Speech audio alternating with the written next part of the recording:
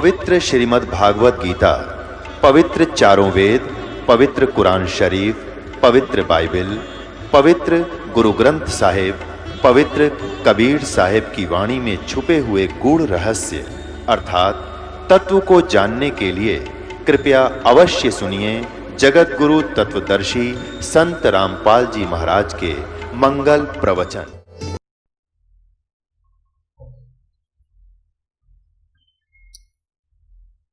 अब आपने सुना कि शब्द सैन सतगुरु की पिछाणी, पाया अटल सुहागरे, नतानंद महबूब गुमानी, वही प्रगटे पूर्ण भागरे।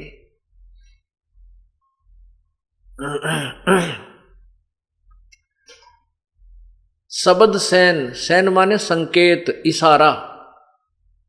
सतगुरु का हमने संकेत समझा। सतगुरु जी क्या बताते हैं कि मानुष जन्म दुर्लभ है, भाई मिले न बारंबार। तरवर से पत्ता टूट गिरे वो बहुर न लगता डार। और परमात्मा पाने के लिए सभी बुराइयों को त्यागना पड़ता है। ये संकेत, ये जो ज्ञान आपको दिया जाता है, ये सतगुरु का ज्ञान समझकर जो प्राणी अपना जीवन बदल लेता है, अपना रास्ता बदल लेता है, बुराई त्याग देता है, भगवान का भजन करता है, वो सफल होता है। शब्द सैन सतगुरु की पहचानी, पाया अटल सुहाग रे। ओए होए, अटल सुहाग। अब आत्मा का पति परमात्मा है। वो परमात्मा कौन है? जैसा कि आपको परसों बताया था, कल के सत्संग में बताया था कि एक ब्रह्म है जो ज्योति निरंजन है, जिसको क्षर पुरुष भी कहते हैं। ये ब्रह्म जो है 21 ब्रह्मांड का मालिक है, स्वामी है। और इसके ब्रह्मा विष्णु महेश ज्योति निरंजन ब्रह्म के पुत्र हैं, और दुर्गा इनकी माता है, शेरा वाली। ब्रह्म से ऊपर एक परब्रह्म शक्ति है जो एक सातसंग ब्रह्मांड का मालिक है, स्वामी है। और परब्रह्म से ऊपर एक परम अक्षर ब्रह्म यानी पूर्ण परमात्मा सतपुरुष है, जो असंख्य ब्रह्मांडों का मालिक है, परमात्मा है। वो परमात्मा यानी सतपुरुष ही हम सभी आत्माओं का पति है, स्वामी है, मालिक है।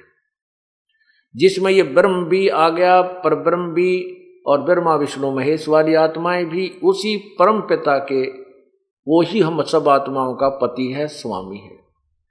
अब हम यहां आ गए हैं, यहां हम पति पत्नी बन गए हैं। अब यहां तो पति की मृत्यु होती है, पत्नी जो है विधवा हो जाती है, वह सुहागन नहीं रहती। परमात्मा कहते हैं इस आत्मा की शादी, आत्मा का विवाह परमात्मा से करवाया जाएगा, और सही भक्ति करके आप उस परम पिता के अपने मूल पति के पास चले जाओगे। फिर कभी विधवा नहीं होगे, कभी आपका सुहागन नहीं उजड़ेगा, सदा सुहागन हो जाओगी। तो आपको अटल सुहाग मिल जाएगा, सदा के लिए सुहागन बन जाओगी, अर्थात आपकी मृत्यु कभी नहीं होगी। और वो अमर पति मिल जाएगा जिसकी मृत्यु कभी नहीं होती। शब्द सैन सतगुरु की पहचानी, पाया अटल सुहागरे, नतानंद महबूब गुमानी। ओए भाई प्रगटे पूर्ण भागरे। अब उस दिन को सराह रहा है, उस दिन की प्रशंसा कर रहे हैं नित्यानंद जी। जिस दिन वो संत के वचन सुनने को मिले, घर के पास में किसी और भगत के सत्संग हो रहा था। कहते हैं मेरे कोई पूर्वले पर कोई अच्छे भाग थे मेरे, जो ऐसे संत मुझे मिले। नित्यानंद महबूब गुमानी। अब देखो पुण्यात्माओं, जिनको परमात्मा पाना है, जिन्होंने, उनकी हर क्रिया में एक न्यारी कसक होती है। अब गुरुदेव को महबूब कह रहे हैं, महबूब गुमानी, गुमानी दास। महबूब का अर्थ क्या होता है? सबसे प्रिय व्यक्ति। सबसे प्रिय व्यक्ति को महबूब कहते हैं, सबसे प्रिय वस्तु को। यानी सबसे प्रिय महबूब शब्द प्रयोग किया गुरुदेव के लिए, तो कहते हैं नितानंद महबूब गुमानी। भाई प्रगटे पूर्ण भाग रे, मेरे कोई अच्छे भाग थे, पूर्ण भाग थे, जो संत के दर्शन हुए और ये ज्ञान मुझे प्राप्त हुआ।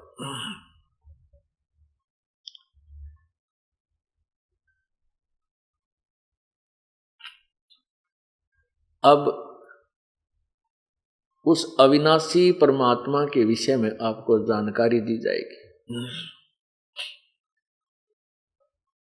वो परमात्मा कौन है, कैसा है, कहाँ रहता है, उसका नाम क्या है। उस परमात्मा का नाम कबीर देव है। कबीर देव, हम उसको कबीर प्रभु को बोल देते हैं, कबीर साहब बोल देते हैं। वेदों में उसको कबीर देव बोला, कबीर देव। कबीर देव कहो, हम उसको कबीर देव, देव माने भगवान, देव माने साहब, कबीर देव, कबीर भगवान। हम उसे अपनी एक लोकल भाषा में, लोकल लैंग्वेज में उनको कबीर कबीर कहने लगे, कबीर को। वेदों में कबीर शब्द है। वैसे तो किसी भी शब्द, किसी भी अक्षर के शब्द के कितने ही बहुत से जो है ना अर्थ बन जाते हैं, लेकिन वो एक नाम भी होता है व्यक्ति विशेष का।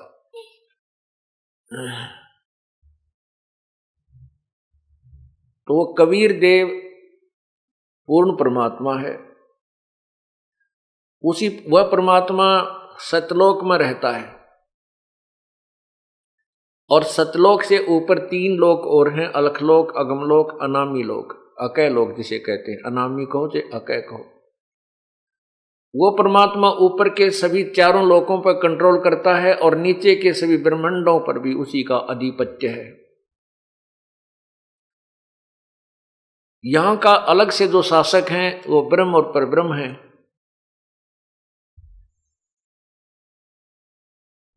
ये ब्रह्म कौन है? ये काल है। इसको श्राप लगा हुआ है, इसको एक बीमारी लगी हुई है कि 1 लाख मानव शरीरधारी मनुष्यों को, मनुष्य यानी मानव शरीरधारी मनुष्यों को खाता है, और 1.25 लाख उत्पन्न करता है। उसके लिए इसने अपनी व्यवस्था कर रखी है। रजगुण ब्रह्मा से उत्पत्ति करवाता है, सतगुण विष्णु से ये हमारी सतिथि करवाता है, यहाँ पर एक दूसरे मोह ममता बना करके यहाँ रोक के रखता है, और तीसरे शंकर जी से हमारा संहार करवा लेता है। इस प्रकार ये अपना ये 21 ब्रह्मांड का कार्य चला रहा है। ये काल भगवान, इस काल भगवान ने अपने संदेशवाहक दूत भेजकर यहाँ अज्ञान प्रचार करवा दिया। परमात्मा, जो पूर्ण परमात्मा की सतिथि से इस जीव को गुमराह कर दिया कि कौन है भगवान, कैसा है भगवान, कहाँ रहता है वो परमात्मा। लेकिन प्रभु के डर से उसने कुछ सत्य शास्त्र भी रचना की और करवाई। अब जैसे गीता और वेद सत्य शास्त्र हैं, शास्त्र तो सही लिख दिए और लिखवा दिए काल ने, लेकिन उसका ज्ञान अपने दूतों के द्वारा उसके विरुद्ध प्रचार करवा दिया। इन भोली जनता को, भोले प्राणियों को, इन अज्ञानी संतों ऋषियों ने निराधार व्याख्याओं पर आधारित कर दिया। भगवान की सतिथि को गलत बता दिया, निराकार बता दिया। परमात्मा की भक्ति से कहते हैं प्रारब्ध का कर्म कटे नहीं, पाप नहीं कटते। इस प्रकार ये प्राणी नास्तिक होता चला गया, भक्ति से दूर होता चला जा रहा है और कष्ट पे कष्ट उठा रहा है। इस अज्ञान को हटाने के लिए, यथार्थ ज्ञान बताने के लिए वो परमात्मा स्वयं ही आता है। स्वयं ही वो एक संत का रोल करता है, भूमिका करता है। स्वयं एक भक्त की भूमिका करके दिखाता है कि भक्त कैसा होना चाहिए, उसमें कैसी सहनशीलता होनी चाहिए, उसके कैसी सिंपलिसिटी होनी चाहिए, और किस प्रकार उसका व्यवहार विचार उठना बैठना होना चाहिए। और तत्वदर्शी संत कैसा होता है, तत्वदर्शी संत के अंदर क्या गुण होते हैं, वो के ज्ञान बताता है। वो सब ज्ञान,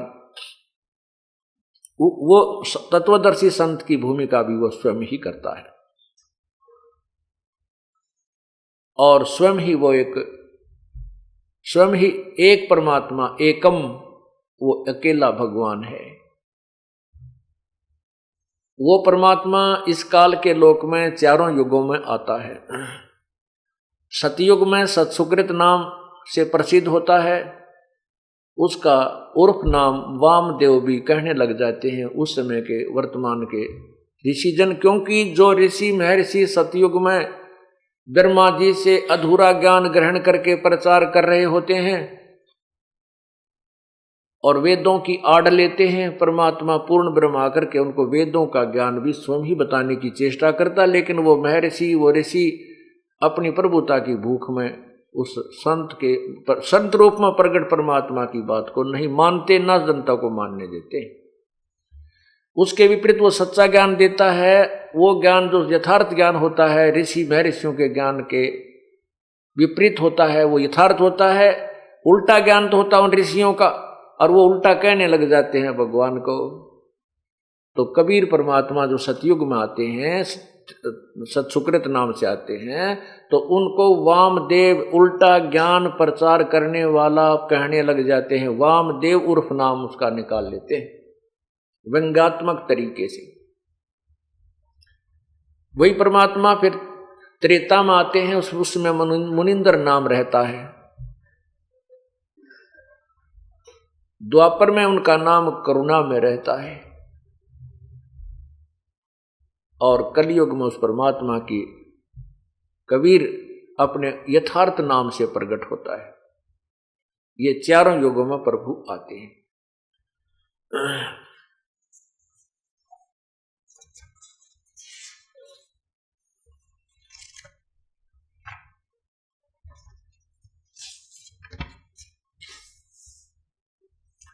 तो चारों युगों में आकर के परमात्मा अपनी लीला करके जाते हैं, ताकि वो की हुई लीलाएं अब कलयुग के अब भक्ति काल में आपके समक्ष हों और आपको विश्वास हो जाए कि परमात्मा कबीर जी ही है।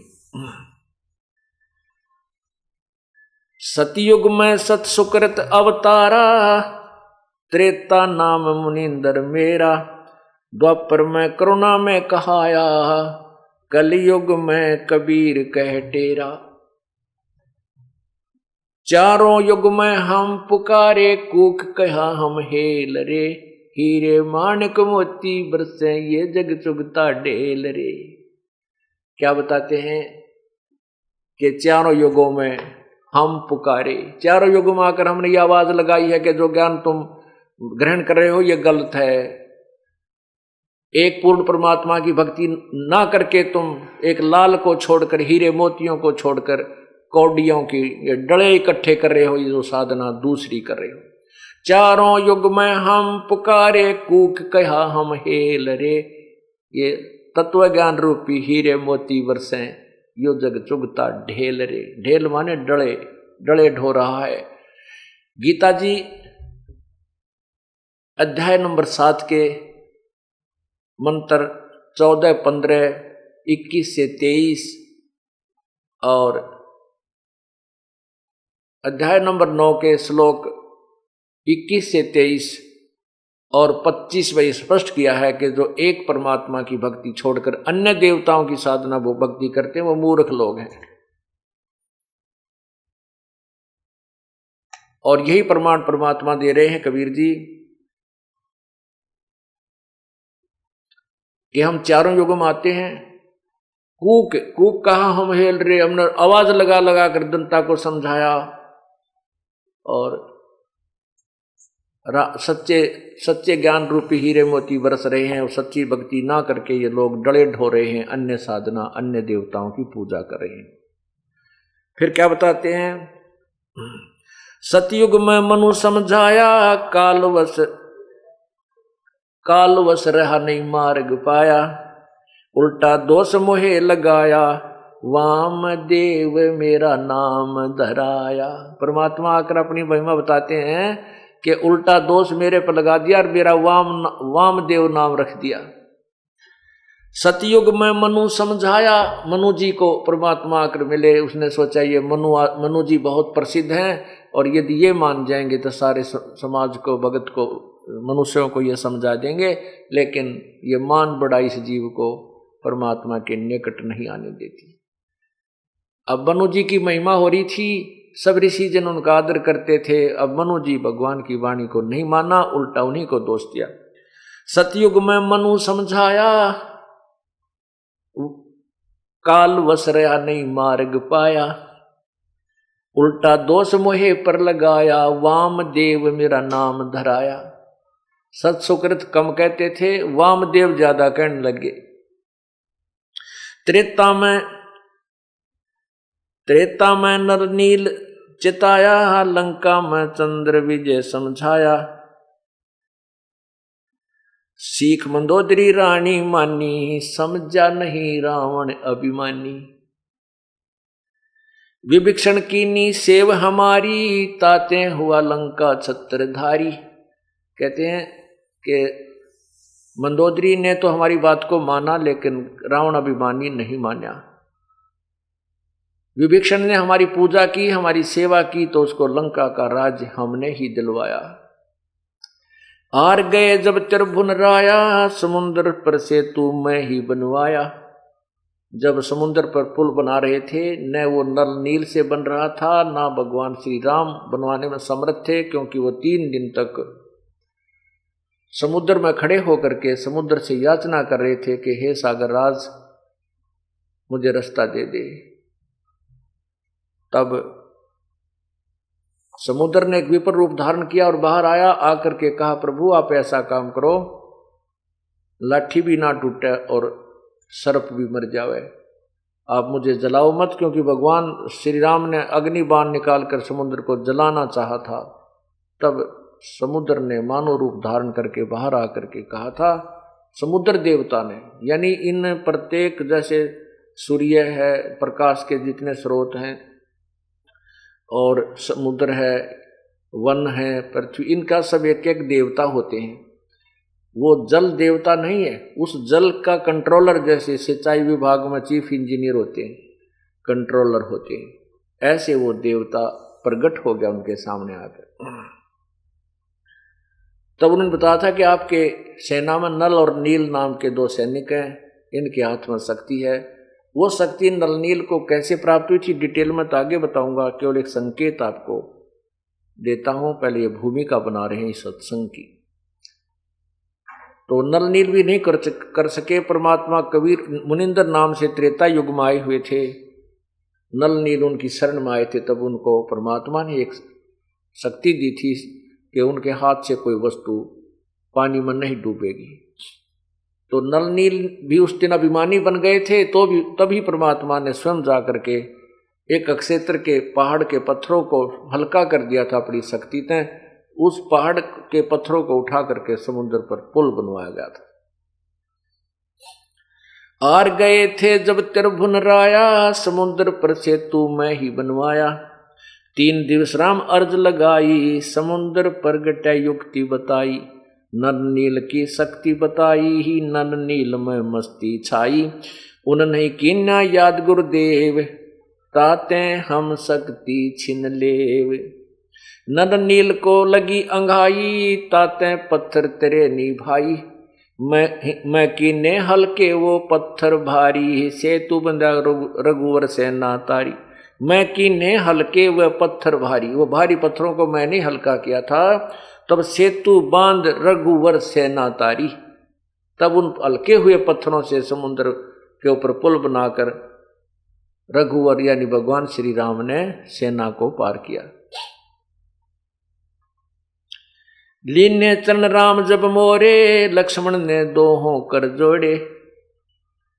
जब वो पत्थर हल्के हो गए और तैरने लगे, परमात्मा पूर्ण ब्रह्म जी कहते हैं कबीर जी कि जब मुनिंद्र रूप में मैं संत रूप में आया था, ऋषि रूप में, तब श्री राम ने मेरे चरण लिए और लक्ष्मण ने दोनों हाथ जोड़कर मेरे से मेरी प्रशंसा की, बधाई दी, धन्यवाद किया। लीने चरण राम जब मोरे, लक्ष्मण ने दोहों कर जोड़े। दोनों बोले एक विचार, ऋषिवर तुम्हारी शक्ति अपार। दोनों भाई राम और लक्ष्मण ने कहा कि हे ऋषिवर तेरी शक्ति अपार है। दोनों बोले एक विचार, ऋषिवर तुम्हारी शक्ति अपार। हनुमान नतमस्तक होया, अंगद सुग्रीव ने मान्या लोहा। ओहे, कहते हनुमान जी भी नतमस्तक होए जब ऐसी लीला देखी, और अंगद जैसे महाबली जिन्होंने रावण के दरबार में अपना पैर रख दिया था कि अगर तू तेरे कोई योद्धा है तो मेरे पैर ने हटा दे, कहते हैं रावण की सारी सेना लगी थी तो भी उसका पैर नहीं हटा था, डग से डगमग नहीं हुआ था, टच से मस नहीं हुआ।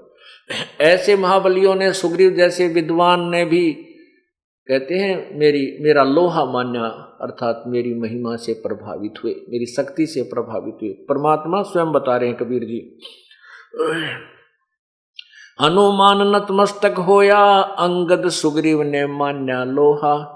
सेतु बंद का भेद न जाने भाई, सोके देने राम बड़ाई। सेतु बंद का मर्म न जाने भाई, यानी इसकी वास्तविकता परिचित नहीं है, और केवल कहते हैं श्री राम ने पुल बना दिया। श्री राम जी ने तो पुल नहीं बनाया, क्योंकि उन्होंने तो समुद्र से याचना की, समुद्र ने आके नल का नाम लिया, नल नील ने कोशिश की, क्योंकि उस दिन उन्हें अभिमान हो गया, उनके हाथ से वो पत्थर नहीं तरे। फिर स्वयं परमात्मा को याद किया, प्रकट हुए और उनका पत्थर हल्के किए गए तो वो पुल बनाया। रामचंद्र कह कोई शक्ति नारी, जिन ये रची सृष्टि सारी। रामचंद्र जी तो खुद कहते हैं वो परमात्मा कोई और है जिसने सब ब्रह्मांडों को रचा है। अज्ञानी कह रामचंद्र रचने हारा, जिन दशरथ घर लीन अवतारा। ऐसी भूल पड़ी धर्मदासा, यथार्थ ज्ञान न किसी ही पासा। ऐसी भूल पड़ी धर्मदासा, कबीर परमेश्वर ने धर्मदास नाम के अपने एक भक्त को ये सब बताई। ऐसी भूल पड़ी धर्मदासा, यथार्थ ज्ञान ना किसी ही पासा। सच्चा ज्ञान तो किसी के पास नहीं है। हुआ बाई बके ब्रह्म ज्ञानी, तत्व ज्ञान की सार न जानी। ये हुआ बाई बकते हैं, ये ब्रह्म ज्ञानी कहलाते हैं, जिनको तुम ब्रह्म ज्ञानी कहते हो। जैसे आपने कल सुना था एक महर्षि का सत्यार प्रकाश के विचार पढ़े होंगे, और इनको हम ब्रह्म ज्ञानी कहते थे। हुआ बाई बके ब्रह्म ज्ञानी, तत्व ज्ञान की सार न जानी। द्वापर पांडव यज्ञ पूर्ण कीनी, होगी थी सबकी हीनी। 88 बैठे ऋषिजन, सब ही खाए लिया था भोजन। 33 कोट देवता सारे, शंख नहीं बजा रहे सब हारे। 12 करोड़ ब्राह्मण आए, बैठे सभी मुंह लटकाए। उस एक पांडवों ने एक अश्वमेघ यज्ञ रखी थी, उसमें एक शंख अलग से रखा गया था, पंचजन्य शंख, कि जो पूर्ण संत इसमें भोजन खा लेंगे उसी समय भंडारा पूर्ण होते ही ये शंख बजेगा। यदि शंख ने आवाज नहीं की शब्द तो वो समझो यज्ञ संपूर्ण नहीं हुई। उसके विषय में बताई जा रही है शॉर्टकट। 33 कोट 86 ऋषि बैठे जन, सभी खा लिया भोजन।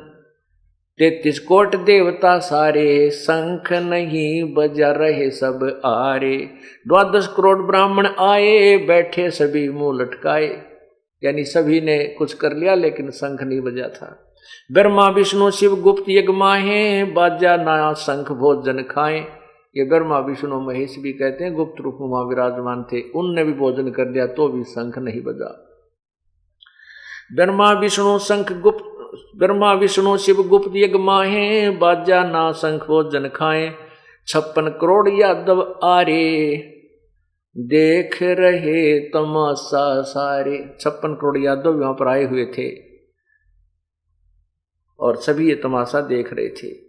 कृष्ण चंद्र पर लगी आशा भारी, नहीं बजा सके शंख बाल बिहारी। सभी पांडवों की या सभी उपस्थित ऋषियों की भगवान श्री कृष्ण के ऊपर आस थी कि ये भोजन खा लेंगे तो शंख बजेगा।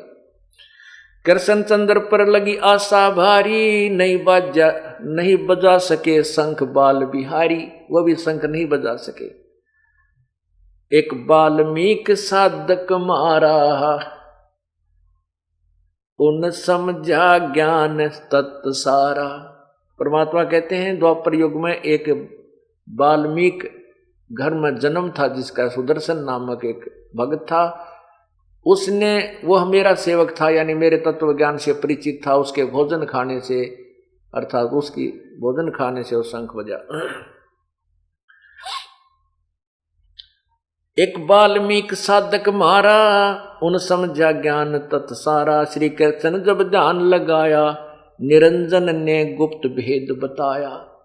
अब श्री कृष्ण जी, क्योंकि वहां का जो मुख्य यज्ञ करता था, पांडवों के गुरु जी थे, अब उनके किसी से भी जब शंख नहीं बजा तो श्री कृष्ण जी भी, ये भगवान विष्णु ब्रह्मा शिव जी भी दुखी होते हैं, इनसे कार्य पूरा नहीं होता है, तो ये किसी परम शक्ति की तरफ अपना ध्यान लगाते हैं और शक्ति की ओर।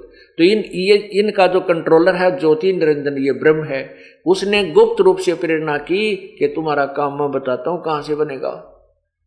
एक ऐसे वाल्मीकि नाम का एक साधक है, उसको तुम लाओ बुलाकर, तो तुम्हारा काम बनेगा। श्री कृष्ण जब ध्यान लगाया, निरंजन ने गुप्त भेद बताया। कृष्ण चंद्र पांडव समझाया, एक सुदर्शन भगत बताया। वह यज्ञ में आवे भाई, तब ये शंख बजा आवाज कराही। वाल्मीकि है साधक पूरा, पूर्ण प्रभु के चरण हजूरा। श्री कृष्ण जी पांडवों को समझा रहे हैं कि एक वाल्मीकि कुल में एक साधक है और वो पूर्ण है। पांचों पांडव चले सुदर्शन पासा, मैं कीन्या एक अजब तमाशा। परमात्मा कबीर जी धर्मदास को बता रहे हैं कि जो पांचों पांडव और कृष्ण जी मेरी तरफ रूप से सुदर्शन की झोपड़ी की तरफ चलने लगे, मेरे सेवक की तरफ, तो मैंने एक और तमाशा किया। पांचों पांडव चले सुदर्शन पासा, मैं कीन्या एक अजब तमाशा। भेज दिया सुदर्शन के ठोरा, सुदर्शन रूप धर बन बैठा बोला। परमात्मा कहते हैं मैंने अपनी गुप्त प्रेरणा से सुदर्शन जी को तो कहीं और भेज दिया, और उसके स्थान पर मैं खुद बोला बड़ा वैसा ही बनकर बैठ गया। 6 जनों मोए अष्टांग लगाई, तब मैं वाके संग यज्ञ में आई। मोए देख मन में सब हंसी आई, ये शूद्र कैसे शंख बजाई। जब उनके साथ यज्ञ में आया तो वहाँ ऋषि महर्षि बैठे थे, और मेरी वेशभूषा को देख करके एक वाल्मीकि यानी एक शूद्र की वेशभूषा मुझे देखकर सब न हंसी आई, और न सोचने लगे, ये कहने लगे कि ये कैसे शंख बजाएगा, ये काहे का ऋषि ढूंढ के लाए हैं। अब परमात्मा, ये तो एक कहानी है कि परमात्मा आए फिर उनका यज्ञ संपूर्ण हुआ, ये आगे बताएंगे आपको। अब आपको बताते हैं कि परमात्मा चारों युगों में आते हैं। सतयुग में सतसुकृत नाम से आए थे, वो आपको बता दिया कि उस समय बहुत ही कम भक्तों ने नाम उपदेश लिया, लेकिन परमात्मा ने अपना ज्ञान का प्रचार पूरा किया और अपनी सतिथि वहां पर पूरी दृढ़ बनाई। उसके बाद त्रेता युग में जो मुनिंदर रूप में परमात्मा आए, ये नल और नील ये दोनों आपस में मौसी के बेटे थे, अर्थात इनकी माता सगी बहन थी। इनका माता पिता कि दोनों के ही शरीर त्याग गए थे छोटी ही उम्र में, और ये मानसिक और रोग से दोनों पीड़ित थे। इनके ऊपर 3 ताप का कष्ट था। इन्होंने अपने कष्ट निवारण के लिए तत्कालीन सभी ऋषियों महर्षियों के पास अपना उपचार, अपना भक्ति मार्ग से, भक्ति विधि से, आध्यात्मिक तरीके से उपचार करवाया। वेदों से भी औषधियां खाई, कोई भी काम नहीं आई। सभी ऋषि महर्षियों ने अपनी विधि बताई, बेटा ऐसे कर लो ऐसा कर लो। उन्होंने जब सब कुछ कर लिया, सब जंतर मंत्र किए, सब जो उन्होंने जाप बताया था जाप किया, जो धर्म बताया था वो धर्म किया, वो पुण्य किया, साधना की, अनुष्ठान किए, लेकिन फिर भी उनको कोई राहत नहीं मिली। तब ऋषि महर्षियों ने जिनके पास वो जाते थे उनको बताया, बेटा ये तुम्हारे प्रारब्ध का कष्ट है, ये तो भगवान ने तुम्हारे भाग्य में लिखा है, और भाग्य के लिखे को हम कोई भी नहीं मिटा सकता, विधाता के लिखे को कोई नहीं मिटा सकता। आप परमात्मा की भक्ति करते रहो, आपका भविष्य का जीवन अच्छा बनेगा। पुण्यात्माओं, तत्व ज्ञान का और इस लोक वेद का इतना ही अंतर है। तत्व ज्ञान में यह बताया जाता है कि परमात्मा की, पूर्ण परमात्मा की भक्ति से सर्व रोग और सर्व ताप खत्म हो जाते हैं। प्रारब्ध में लिखा हुआ कर्म, पाप कर्म भी कट जाता है, समाप्त हो जाता है। और लोक वेद के आधार से ये संत ऋषि जन बताते हैं कि किया हुआ कर्म तो भोगना ही पड़ता है। ये तब तक भोगना पड़ता है जब तक उसको कोई कष्ट निवारक संत ना मिले, तत्वदर्शी संत नहीं मिलता। जैसे किसी के पैर में कांटा लग गया हो और वो किसी के पास जाता है कि मुझे ये पीड़ा क्यों हो रही है, वो बताता है देख करके तुझे कांटा लगा है, कांटे के कारण तुझे पीड़ा हो रही है। और वो कहे कि कांटा तो मैं निकाल नहीं सकता, ये तो तेरे लगा ही रहेगा, तू ऐसे कर, ये जूते पहन ले, तुझे भविष्य में कांटा नहीं लगेगा। जूता, कांटा लगे पैर में, जूता पहना नहीं जा सकता। वो तो जूता निकले और फिर जूता, वो कांटा निकले फिर जूता पहने, इस डर से है भगवान कहीं फिर कांटा ना लग जाए। अब आपके ऊपर कोई आपत्ति आई है, आपके कोई टेंशन बनी है, टेंशन किस कारण से बनी है? कोई आपको ऐसी पीड़ा सता रही है, कोई घर में दुख है, कोई व्यवसाय में हानि है, या कोई बालक बीमार है, या स्वयं को कोई पीड़ा है, तो वो उसके कारण आपकी टेंशन बनी है, आपको पीड़ा बनी है। वो पाप रूपी कांटा, वो टेंशन आपको खटक रही है किसी कारण से। जब तक वो काम आपका ठीक नहीं होगा, आपकी वो टेंशन खत्म नहीं हो सकती। वो जो आपको कांटा सता रहा है, रड़क रहा है, वो कांटा निकले अर्थात आपका वो काम बने, फिर आप वो कांटा निकले, यानी वो आपका जो बिल्कुल भयंकर जो कष्ट आप रहा था वो भगवान निवारण कर दे। फिर आप राम नाम का जूता आप पहनोगे इस डर से कहीं भगवान वो आपत्ति फिर ना गिर जाए मेरे पे। फिर वो राम नाम का जूता आप कभी नहीं निकालोगे। आप रास्ते में जा रहे हो और आपका कांटा लग जाए तो फिर आपका कांटा निकालने के बाद जूता पहनोगे, आप फिर सारे रास्ते जूता नहीं निकालोगे, कहीं फिर वो कांटा ना लग जाए। इसी प्रकार इस जीवन के सफर में हम चल रहे हैं, हमें पाप रूपी कांटे लगे हुए हैं, और ये कांटे नहीं निकलेंगे तब तक हम राम नाम का जूता भी नहीं पहन सकते, क्योंकि वह टेंशन पहनने ना दे।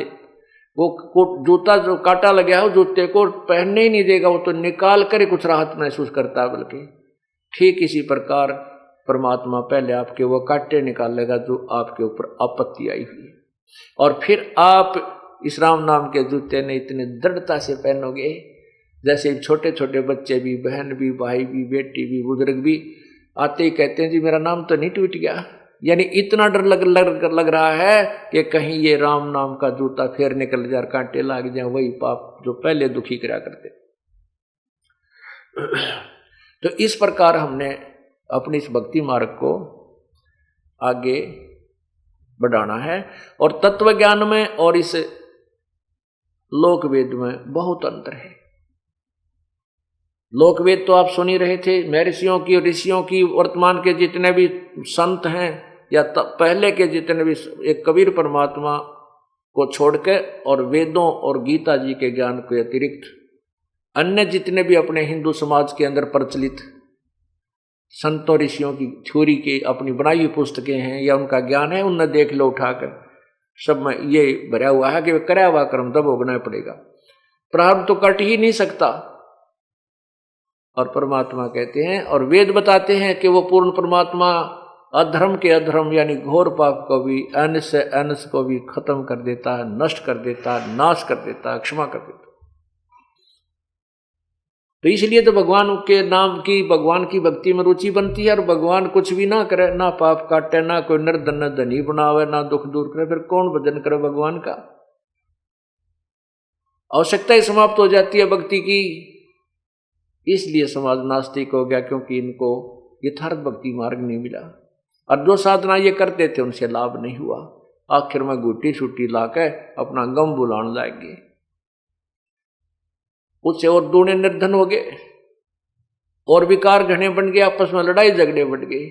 परमात्मा की दया से जब आपके घर में सुख होगा, आपका माइंड बिल्कुल बैलेंस रहेगा, झगड़ा भी कम होगा, कोई गाली भी दे जाए तो भी सहन करोगे। और जब टेंशन बनी होती है, कोई बालक भी बोल पड़ा, उठकर दो मारा उसका, बढ़िया रह लो है, वो दूना झगड़ा बढ़ता है। कारण क्या है कि उसका बीपी जो है अप डाउन होता रहता है। और जब परमात्मा मिल जाएगा, भक्ति करेंगे, सारे दुख दूर हो जाएंगे, ये बीपी भी ठीक हो जाएगा और आधे झगड़े करके आप पर मिट जाएंगे। फिर परमात्मा की भक्ति का और शक्ति का वहां पर आपके घर में निवास हो जाएगा, तो फिर भी आपको एक अजीब शांति और मिलेगी। तो इसी प्रकार उस नल और नील ने सभी ऋषियों महर्षियों के पास जाकर के ये सुन लिया था कि ये तुम्हारे प्रारब्ध का कर्म है, तुम्हें भोगना ही पड़ेगा। नल और नील केवल मृत्यु की इंतजार कर रहे थे कि कब वो दिन आवे, हमारा यहां से झंझट मिटे, ये रोग तो बहुत सता रहा है। परमात्मा दया करते हैं, मुनिंद्र रूप में प्रकट वो पूर्ण ब्रह्म, मुनिंद्र ऋषि के रूप में प्रकट वो पूर्ण ब्रह्म परमात्मा कबीर देव एक दरिया के किनारे सत्संग कर रहे थे। वहां पर भक्तजन आते थे, श्रोता आते थे, सुनते थे, कुछ उनके निजी भक्त भी वहां आते थे, सुनते थे। एक दिन सौभाग्य प्राप्त हो गया नल और नील को भी उस परम पिता के दरबार में जाने का। नल और नील को यह विश्वास नहीं था कि तुम स्वस्थ हो जाओगे, लेकिन दुनिया जाति देख रही थी, औरों के मुख से सुन रहे थे, बड़े महापुरुष आए हैं, बड़े दुख दूर करते हैं, लेकिन नल नील को विश्वास कतई नहीं था। फिर भी सोचा चल टाइम तो पास करना, 2 घड़ी वहां बैठ आते हैं चल के। अब जो ही नल नील वहां सामने आए, उस अक्षेत्र में आते उनको कुछ राहत मिलने लगी, और जो ही परमात्मा के चरण छुए उन्होंने आकर के, और परमात्मा ने दोनों के हाथ सिर पे हाथ रखा, हाथ रखते उनका सर्व रोग समाप्त हो गया। अब नल नील को ऐसे लग रहा है जैसे तुम्हारे शरीर में कोई रोग था ही नहीं। इतना चमत्कार देखकर, ऐसी लीला देख करके दोनों के दोनों चरणों में गिर गए, बहुत फूट फूट कर रोने लगे। हे परमात्मा, तुम आप कहाँ छुपे थे? हे महाराज जी, हे ऋषि महाराज, हे ऋषि जी आप कहाँ थे? हम तो बिल्कुल हार चुके थे, थक चुके थे, हमने तो सोच लिया था कि अब तो ये हमारे कष्ट का निवारण मृत्यु के साथ ही होगा। सारी कहानी बताई कि हे ऋषिवर, हमने सभी ऋषियों से, महापुरुषों से उपदेश भी लिया, उनके द्वारा बताई विधि का भी प्रयोग किया, साधनाएं भी की, लेकिन हमारा कोई कष्ट दूर नहीं हुआ था। आज आपके आशीर्वाद मात्र से हम स्वस्थ हो गए प्रभु। तो परमात्मा ने कहा, बेटा आप सत्संग सुनो, बैठकर उपदेश ले लो। ये तो आपको, ये तो कांटा निकाला है मैंने, और ये सफर अभी लंबा, इसमें और भी कांटे लग सकते हैं, इसलिए जो जूता हम देंगे ये ISI मार्ग का, इसने पहन के देखो जो कांटे लग जाते हैं। अर्थात ये पूरा सुरक्षा कवच आपको दिया जाएगा पूर्ण परमात्मा की साधना का। नल नील ने सत्संग सुना और परमात्मा का उपदेश ले लिया, उनको गुरु बना लिया। अब गुरु बना लिया उनका, तो उनको तो इतना दृढ़ विश्वास हो गया कि हमारा जीवन दान ही प्रभु ने दिया है।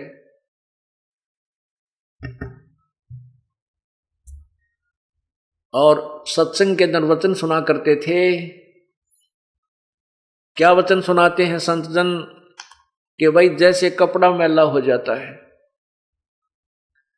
उस कपड़े के मैल को साफ करने के लिए कई विधि अपनाता है धोबी। कुछ तो मैल ऐसे होते हैं, कुछ तो मैल ऐसा होता है जो केवल पानी में धोन मात्र से समाप्त हो जाता है। कुछ ऐसा मैल होता है उसको साबुन ही लगा करके नष्ट किया जा सकता है। कुछ ऐसे दाग होते हैं जो ड्राई क्लीन से होते हैं।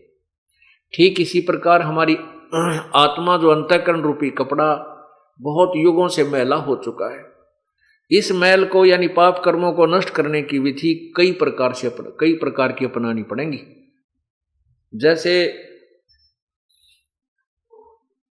जैसे रोगी डॉक्टर के पास जाता है, डॉक्टर उसको पीने की दवाई अलग से देता है, कैप्सूल न्यारे देगा, गोली अलग से देगा, और फिर मालिश की दवाई अलग से देता है। इन सभी औषधियों का प्रयोग करके स्वस्थ हुआ जाता है। इसी प्रकार इस हमारे को ये दीर्घ रोग लगा हुआ है जन्म और मृत्यु का। इस जन्म मृत्यु के रोग को काटने के लिए हमें कई प्रकार की उपचार अर्थात कई प्रकार की उपासना जैसे जैसे भी विधि है वो सब अपनानी पड़ती है। इसलिए हमारे ऊपर जो पाप कर्मों का धब्बे लगे हैं, दाग लगे हैं, मैल चढ़ा हुआ है, उसको काटने के कई तरीके बताए। जैसा आपने कल यजुर्वेद में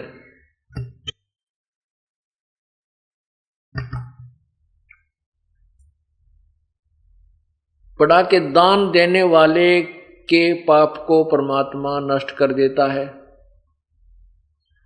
फिर भक्ति कर्म चाहे देवता करो, देव माने चाहे ऋषि करो चाहे भक्त करो, सभी के पापों को वो पूर्ण परमात्मा नष्ट करता है। इसी प्रकार जैसे कुछ तो पाप ऐसे हमारे सेवा से कटेंगे। यहाँ सत्संग में आने से हम जितनी कुछ सेवा करेंगे, कोई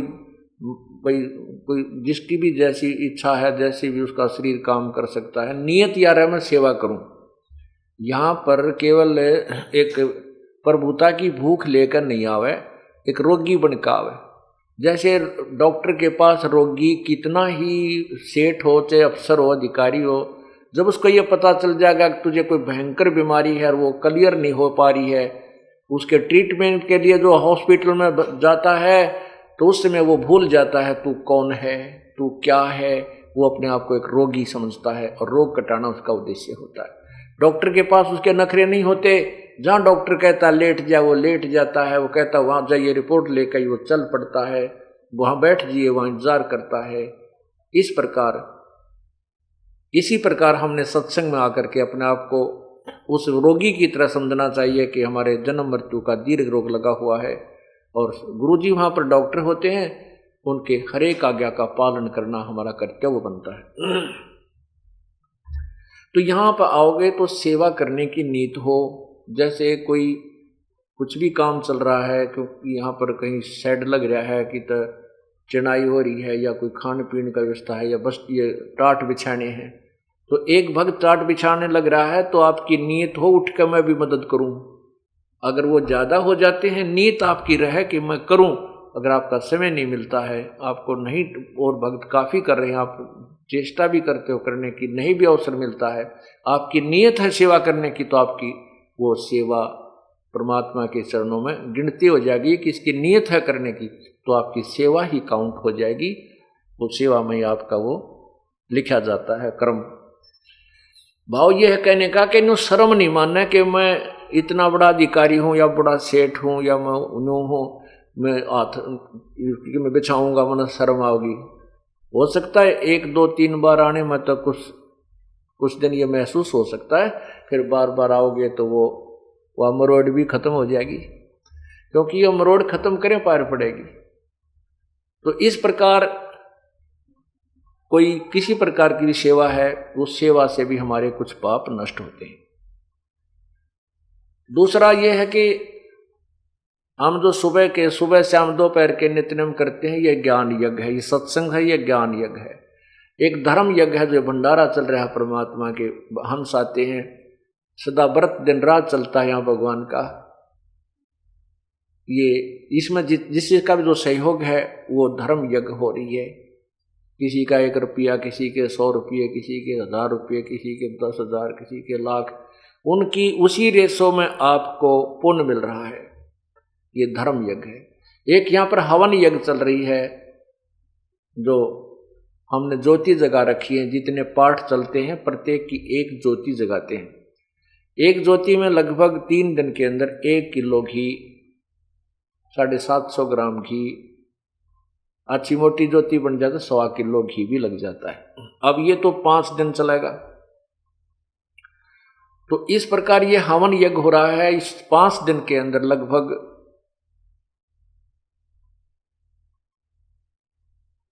जो है सैकड़ों किलो घी यहां पर हवन होगा। वो आप ही को क्रेडिट मिलेगा उसका। तो ये कुछ यज्ञ, ये 500 यज्ञ करनी होती है। एक यज्ञ है धर्म की, दूसरी यज्ञ ध्यान, तीसरी यज्ञ हवन की, चौथी यज्ञ प्रणाम और 5वीं यज्ञ या ज्ञान की। आप आते हो दंडोत प्रणाम करते हो, ये भी एक यज्ञ है, ये भी एक आपका अनुष्ठान हो रहा है। और एक ध्यान यज्ञ, आप 2-3 दिन, 1 हफ्ता पहले अपने काम को आगे पीछे करने की जो है ना चिंता करते हो कि सत्संग में जाना है, सत्संग में जाना। ये ध्यान आपका वहां से शुरू होगा, ध्यान यज्ञ। और फिर यहां आकर के भगवान की आपको रह रह के याद आती है, वचन सुनते हो, आपकी आत्मा के अंदर वो चोट लगती है, वो जहाँ पर मैल होता है वो हट जाता है, आत्मा परमात्मा की तरफ ध्यान जाता है। ये भी एक यज्ञ आपकी पैरेलल होती है। ये ज्ञान यज्ञ जो आपको सुनाया जा रहा है ये ज्ञान है, और ये अखंड पाठ भगवान की अमृतवाणी का चल रहा है, ये भी ज्ञान यज्ञ में ही होता है। तो इस प्रकार ये सभी और फिर जो ज्यादा धब्बे हैं आपके ऊपर लगे हुए, वो मंत्र रूपी ड्राई क्लीन से आपके साफ किए जाएंगे। जब ही सतनाम हृदय धरो, भयो पाप को नासे, मानो चिनगारी अग्नि की, पड़े पुराने घासे। ये पुराना घास या पहले के पाप कर्म जो संचित कर्म हमारे हैं और ये प्रारब्ध में लिखे हैं, ये एक ऐसा घास जानो, पुराना घास, सूखा घास, और उसमें एक माचिस की सींक लगा कर जलाकर उसमें डाल दीजिए, सबको जलाकर भस्म कर देगी, और फिर हवा चलेगी, उस राख को भी इधर उधर फेंक फांक के कति नष्ट वष्ट कर देगी। इसी प्रकार ये सत्य नाम, सच्चा नाम जो है, इस नाम के भजन से, जाप से, पूरे गुरुते लेकर के आपके सभी पापों को नष्ट कर दिया जाएगा। तो कुछ पाप ये ऐसे हैं जो इस सत्यनाम से और सारनाम से कटेंगे। और ये तीनों ताप क्या होते हैं? कोई देव रुष्ट हो जा, कोई किसी पर जंतर मंत्र कर दे, गाल गलवा दे, टूना टोटका करवा देता है, और कोई किसी को शराप दे देता है, कोई देवता रूस गया, हमारी भैंस ने दूध ना दिया, हमारा खेड़े वाला बाबा रूस गया। तो ये परमात्मा का नाम लेने के बाद सब ठीक हो जाते हैं, कोई रुष्ट नहीं होता, ना ही कोई किसी का टूना टोटका हमारे नाम लिए प्राणी के ऊपर नहीं हो सकता, ये गारंटीड बात है। नहीं उस पर किसी के श्राप का असर होगा। यदि देखो हम गलती करेंगे नहीं, यदि हम गलती करेंगे तो फिर तो कोई भी गलती हमारे ऊपर अटैक कर सकता है। गलती का अर्थ है कि हम कोई नियम ना तोड़ें, फिर हमारे ऊपर कोई किसी का भी कोई प्रभाव नहीं हो सकता। तो इस प्रकार हमारी जो ये क्रिया है सत्संग में आकर हमें करनी चाहिए। तो नल और नील को यह बात समझ में आ गई, उनके बात ये समझ में आ गई कि भाई धन हमारे द्वारा नहीं जो दान कर दिया, हम अपने शरीर से सेवा करेंगे। सुमन गुरु जी ने देवाहियों भी खूब करेंगे और अपने शरीर से सेवा करेंगे, हम इसी से सारा लाभ ले लेंगे।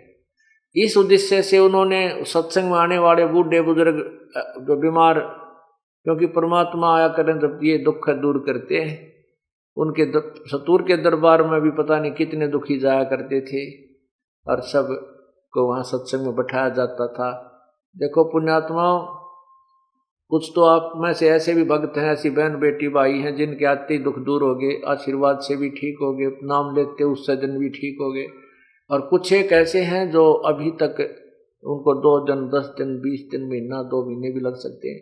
ये परमात्मा की लीला समझना, ये मत समझना कि ये भगवान के घर में कुछ ना हो रहा है, सब कुछ होगा। उसके अपने तरीके हैं, अपना ट्रीटमेंट है, उसको कैसे करना है। अब जिनके परमात्मा ने आते ही दुख दूर किए, उसको पता था कि ये भागेंगे नहीं और दूने दर्द होंगे। कुछ ऐसे हैं जो बहन भाई भगत हंगा करके लाओ, चल हमारे गुरु जी दौरा, जाते ठीक हो जाओगे, जाते ठीक हो जाओगे, ज्ञान उनको समझाते नहीं, तो वो आ जाते हैं अपने दुख निवारण करने के लिए। प्रभु को पता होता है कि जब ये ठीक हो गए तो ये बोर्ड कर नहीं आओगे, तो झाड़े लवानी है, तो उनको नहीं करेंगे ठीक। अब जैसे हम जाया करते उड़ा कनपेड़ जड़वान, कनपेड़ झाड़ दी, ठीक होया कि ना होया, हो गया तो फिर उसके पास नहीं जाना, फिर कदे कनपेड़ होगी तो तभी जाएंगे। तो हम परमात्मा नहीं चाहते कि यहाँ झाड़ा लावर उन्हें ठीक करके भेज दिए फिर कभी ना आए, इनके ऊपर फिर और बहुत कष्ट आएंगे। तो यहाँ पर वो भविष्य का भी ट्रीटमेंट किया जाता है कि ये पुण्यात्मा यहाँ आता रहे, 2 4 10 20 बार आने से इसको ज्ञान सुनेगा, सत्संग सुनेगा तो ज्ञान हो जाएगा, फिर ये डगमग नहीं होगा, फिर इसको परमात्मा स्वस्थ भी कर देंगे। यदि उसको पहले स्वस्थ कर दिया तो उसको और भयंकर दुख हो जाएगा, वो तो दुख दूर होगा, लेकिन आगने वाले समय में और भी बहुत कष्ट उस प्राणी थे, उनका बचाव नहीं हो पाएगा। वो दयालु इसलिए थोड़ी सी देरी करता है। उस देरी में हम न सोच लेते हैं देख कुछ लाभ नहीं होता, चाल की तो और चलाएंगे, कहीं और जाने के बाद फिर वो पता है समंदर या नौका जो है बगैर पतवार के घूमती रहती है, उसका ठिकाना कोई नहीं। तो नल नील ने इसी उद्देश्य से सेवा प्रारंभ कर दी। अब वो क्या करते थे, कोई भी रोगी आता था तो परमात्मा के पास बहुत दुखी आते थे। एक बार तो कहते हैं काशी में 160 कोढ़ी थे और वो कोढ़ी चले गए। कहने लगे भगवान आप सबके दुख दूर करते हो, हमारा भी कर दो। नो बोला परमात्मा बोले भाई थारे तुम्हारे दुख न कद नाट्या में, तुम आए ताज हो।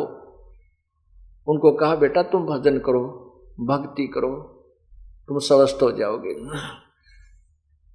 उन्होंने कहा ठीक है, जैसे जो आपकी आज्ञा। कहने लगे भगवान भक्ति तो हम कर लें, पर यूं कोड कर्ण तना देता, पीड़ा बहुत होती है, आप दया कर दो, दया कर दो। परमात्मा को पता तो था, पर उनको कह दिया अच्छा भाई करेंगे, परमात्मा से अर्ज होगी सुनाई तुम्हारी। तो कहते हैं वो सारे के सारे का कोड ठीक हो गया। कोड ठीक होगा तो वो तो भाई फिर सत्य कहा बेटा सत्संग में आया करियो का। अच्छा जी। अब वो तो ना धोकर बटे उबन का है, फिर जो पहले तो पीप चुया करती थी, कपड़ा भी ना सुहा हुआ था, और फिर ना सेवा करें, बैठ जा नो टेव की तरह आकर कोई भगत का काम कर लो तो कर ले, यानी उल्टा उस तरह व्यवहार नहीं बना उनका। तो परमात्मा कहते हैं भाई ठीक है, हम तो देख दोबारा इस कष्ट ने तुम्हारे कदे नहीं, और तुम इस तरह चलोगे तो तुम्हारी भक्ति नहीं बनेगी। एक दो गलतियां उन्होंने की, परमात्मा ने उनको करड़ा किया कि भाई ऐसा नहीं होता सत्संग में, तो वो आना ही बंद कर गए, आना ही बंद कर गए और भक्ति त्याग गए।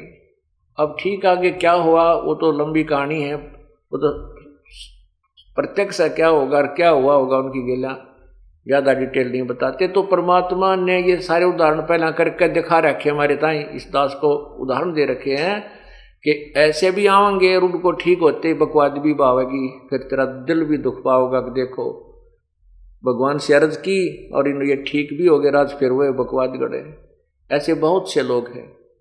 एक बेटगाम में हमारा भगत राजेंद्र जी, उनके घर हम सत्संग करना गए, वहाँ एक उसी गांव का एक कति रो है, बैठा बैठा है मैं मरूंगा, सब ने बता दिया, डॉक्टरों ने भी इलाज, डॉक्टरों ने भी उसको लाइलाज कर दिया, सूझ रहा सारा शरीर, उसके पता नहीं गुर्दे खराब थे, सारी बुरा हाल हो रहा, और अंतिम सांस गिने, सांझ सवेरा जा रहा उसकी मौत का। यही से दयालु हमारे भगत उसको बुला लिया, एक आजा तुम्हारे गुरु जी आऊंगे, हमारे पाठ हो रहा है, तू कोई नहीं मरे। सब ने पूछा भाई मैं बच जाऊंगा हमारे, क्यों मैं एक दिन लेट गया था, पाठ पहले प्रारंभ हो जाता था। तो सब भगत ने कहा तू चिंता ना करे, गुरुदेव नान दे, तुझमा ठीक हो जाएगा। सब न रो है, उसकी पत्नी भी, पर ऐसी कृपा हुई मालिक की उसने नाम ले लिया, वो स्वस्थ हो गया। 5-6 महीने तो वो ठीक हमारे साथ आता रहा, फिर आंडी पा गया, मंदिर में पुजारी बनकर बैठ गया उससे गांव में। अरे तेरा गजब वही हो, और इतने सुख दिया परमात्मा ने उसको। तो ऐसे भी जिन और बतेरे हैं, तो इसलिए प्रभु अपने हिसाब से करते हैं। 1-2 बार तो अपने भक्तों जो जिनको आप लाते हो किसी को, प्रभु कर देते हैं, लेकिन हमारा उद्देश्य ये है कि ठीक ठाक तो 2 मिनट का काम है, 2 सेकंड का कुछ भी नहीं उस भगवान के लिए। परंतु उन्हें तो और दुख दिखाई दे है कि यो नादान जाए, फिर हमारे इस रास्ते से भटक गया, तो काल तो बाट देखा इसकी। काल तो इंतजार कर रहा कि ये पुण्य तो कमाओगा यहाँ पर, शुभ कर्म तो यहाँ करके जाओगा और उसकी विरानमट्टी करवाओगा काल, फिर उसको कितना राजा बना देगा, कितना मेंबर बना देगा, कितना एमएलए बना देगा, और उसकी करवा के खराब कमाई ने और गधा बना देगा। परमात्मा को पता है ये मेरी आत्मा है, और काल के जाल में तुरंत फंस जाती है। मेरे ज्ञान को तो मैं 10 वर्ष समझाऊं और दूसरा एक दिन में उसकी सारी बात मेरी ज्ञान को काट के वो काल का दूत उसमें फिट कर देता है मेरे भक्त में और मेरे से दूर कर देता है। अंत कोट बाजी जहां हम रचे सकल ब्रह्मंडे, कहे कबीर मैं के करूं ये काल करे जीव खंडे। परमात्मा कहते हैं कि मैं सारी सृष्टि की रचने वाला हूं, मैं इतनी समर्थ शक्ति होते हुए भी अब मैं के करूं यो काल मेरे जीव को, मेरी आत्मा को जो मेरी शरण में आ चुका है उसने भी खंड कर देता, उसका नाम तुड़वा देता, कोई न कोई बकवाद गढ़ा के कोई बहाना बना के। अनंत कोट बाजी जहां हम रचे सकल ब्रह्मंड। गरीबदास जी बताते हैं, कबीर जी यूं कहते हैं, कह कबीर मैं के करूं यू काल करे जीव खंडे। यू काल जो है हमारे जीव को खंड कर देता है, यानी तोड़ देता है, उसको अपने पाले में ले जाता है। हमने शुभ कर्म तो करते हैं परमात्मा के बताई विधि से, 1 2 4 साल हम साधना कर लेते हैं, हमारे पास वो भक्ति का धन हो जाता है और फिर हम सत्संग त्याग जाते हैं। उस अपने किए हुए सत्संग के दौरान शुभ शास्त्र अनुकूल साधना में किए हुए पुण्यों को फिर ये प्राणी अन्य योनियों में अन्य जन्मों में मनुष्य जीवन पाकर प्राप्त करता है, तो उसमें वो अच्छा राजा भी बन सकता है, सेठ भी बन सकता है, उसी के पुण्य होते। और यदि उसको आगे भक्ति नहीं मिलेगी तो फिर वो पूंजी समाप्त हो जाती है। तो इसलिए हम हर दृष्टिकोण को सोचकर परमात्मा की आज्ञा अनुसार यहाँ सब क्रिया की जाती है। आप कोई लेट भी हो रहा है, किसी को कोई आराम नहीं हो पा रहा है, उसके लिए बताया कि द्वार धनी के पड़ा रहे धक्के धनी के खा, 100 काल झकझोल ही पर द्वार छोड़ ना जा। राम नाम रटते रहो, राम नाम रटते रहो, जब तक घट में प्राणे, कदे तदीन दयाल के बनक पड़ेगी कहानी।